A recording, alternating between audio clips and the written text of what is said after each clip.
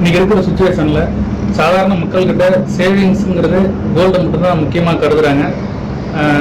நம்ம எப்படி கோல்டை சேர்த்தலாம் அப்படிங்கிற டிப்ஸை தான் இந்த வீடியோவில் சொல்ல போகிறேன். உங்ககிட்ட ஒரு 1 லட்ச ரூபாய் கையில் இருக்குது, அமௌண்ட் இருக்குது, அதை வச்சு ஒரு 5 பவுன் வாங்க முடியுமா அப்படின்னு கேட்டால் அதுக்கு ஒரு சில டிப்ஸ் எல்லாமே இதில் எக்ஸ்பிளைன் பண்ணலாம். இப்போ எக்ஸாம்பிளுக்கு இன்னைக்கு ஒரு பவுனோட விலை 50,000 ரூபாய் போகுது. 5 பவுன் வாங்கணும்னா உங்களுக்கு 2 லட்ச ரூபாய் வேணும். இப்போ உங்கள் கையில் இருக்கிற ஒரு நகை, ஒரு 3 பவுன் நகை வச்சுருக்கீங்கன்னு வச்சுக்கிங்களேன். அந்த நகையை கொண்டு போய் ஃபஸ்ட்டு உங்களுக்கு ஈஸியாக அண்டர்ஸ்டாண்ட் பண்ணுறதுக்காக 50,000 நான் ரவுண்டாக சொல்கிறேன்.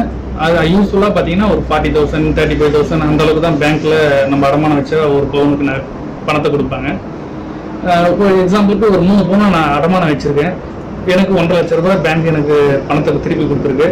இப்போ என்னோட பணம் 1 லட்ச ரூபாய் இருக்குது. டோட்டலாக 2.5 லட்ச ரூபாய் ஆச்சு. நீங்கள் நகையை அந்த 2.5 லட்ச ரூபாய் கொண்டு போய் நீங்கள் ஒரு 5 பவுன் ஒரு நகையை ஒன்று வாங்கிக்கிங்க.